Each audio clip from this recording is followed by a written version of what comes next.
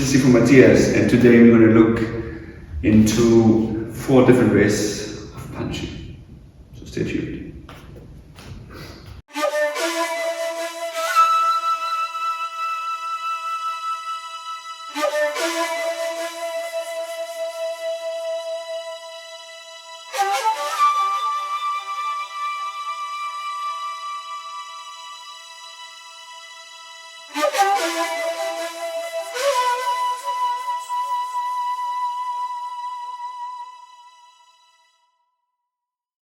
Hey, welcome to Klenk Unlimited. This is Sifu Matthias, and today I'm going to show you 4 different types of punches.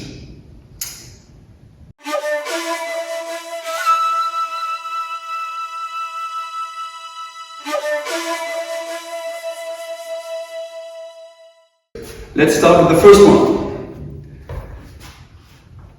That's the one we all think that's the only one, right? So my hands are here and I punch, right?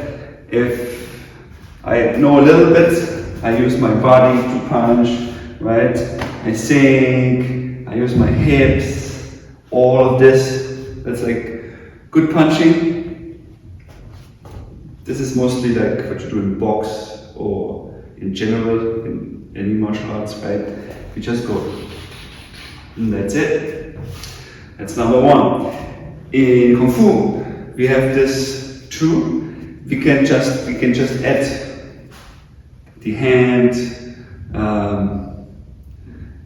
You change the fist, right? I can do like a leopard, so I can punch with my knuckles. I can do open hands, even like a tiger. That's like the same idea, right? I'm just like going forward and back. So that's like one easy way to punch. Number 2 is a punch that comes more from your shoulders and not so much like the first one from the hips and the legs up into your shoulders. Okay? What do I mean by that? I mean that we do like swinging movements. Okay? That's a different way of punching. I'm not using my body for this to direct like straight into my shoulders and forwards. I actually use my body to swing my arms and punch. It can have many forms. The easiest is like fists. Actually, if you see like older videos on YouTube from competitions in China, they often still fight like this. Can be like a lot of Choi foot, but we also have this in some northern Shaolin forms. So that's another way to punch, right? It's different. So the same. Try it out. You can just very easily try this out. Do the same my horse stance, and then you can just swing your arms. Or if you want to do it easier, you can just stand up, hands up, and think about like you're punching first with your front arm, what normally would be your jab, and then you're swinging the other one coming after, right? You have like these 2 movements. From the front, it looks like this, right? And then the other way. Okay. Number 2. I'm going to show all of these one more time later on the punching bag, so you also can see the difference of the impact, which I think might matter. Number 3. Again, I'm speaking from a point of view of Chinese martial arts. I'm pretty sure other martial arts have other ways or see things differently. So I'm happy to hear comments. Let me know. Number 3, Bagua. Well, at least where I first came across this out of punching. Why is it different? Because I connect and lock my shoulder with my arm, and instead of moving the arm, I move my body forward and punch with my arm, right? I'm not using the whole body to punch with my arm, I'm using the whole body to punch, literally. Okay? My arm moves with my body. And then, since this is locked, you will see in a little bit It gives a little bit more power to it. Okay? So that's number 3. For number 4, I just kept this as an open category because there are many different things I could put into this. Especially in Kung Fu, we have a lot of interesting moves like some tiger movements, some crane attacks where you use your body to block and attack at the same time. Okay? Or a snake movement where you basically go in, you block, and then you punch at the same time. It's not really a different one because it has the same ideas of how to move your body to punch, but the focus is slightly different. Okay? And in this category, I just also going to point into another one, which is like slappy punching, right? Where people go. I'm not using my whole body, I actually just use my arm.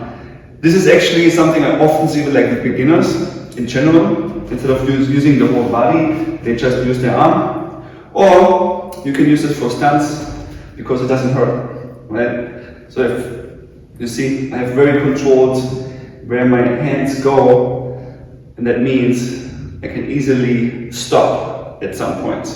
Again, wait for a second and we're going to look into how does this look like for impact.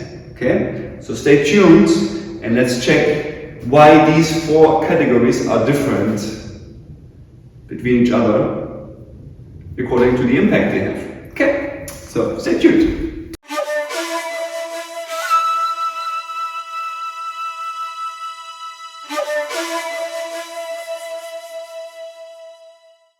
Okay, so now here we are. First punch.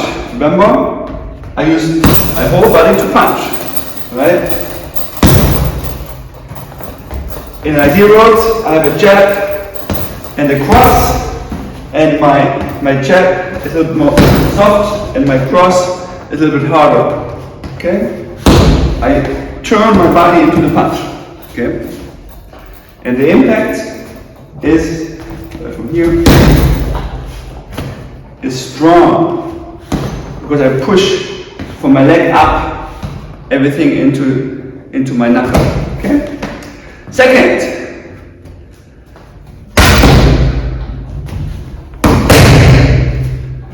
I'm using my shoulders. I'm more slapping. It's very dirty-ish, right? Because they're just going and it's really hard to catch them. Okay, that's another way to do that in a lot of competitions, at least amateur competitions. These kind of punches would be forbidden, but in Kung Fu we don't have to care about this. At least in self-defense.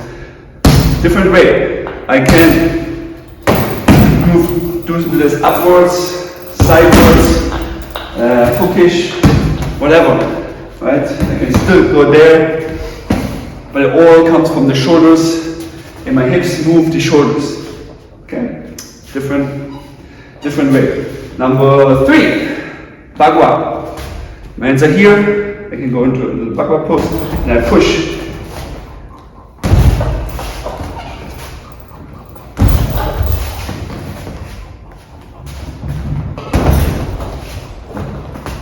If I would like try to push someone, I could just push them, right?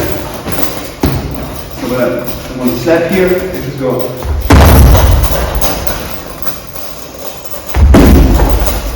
Not sure if this is a very efficient thing, you let me know. Okay, but this is a way to punch. And last but not least, I'm just going to show this slapping one. See? I could have impact, but I'm basically stopping. So I like to teach them for stunts because I'm having impact, but I don't hurt. Okay? In theory, you can make them painful, but again, these just come out of the shoulder. And then we have all this in between ones where you basically stop, scratch, block and hook, or whatsoever, right? So another array of possibilities there. yeah, these are my 4 ways to punch. I hope you liked it. Comment, subscribe, like, do whatever you have to do. See you at the Quan. Sifu Matthias. Peace.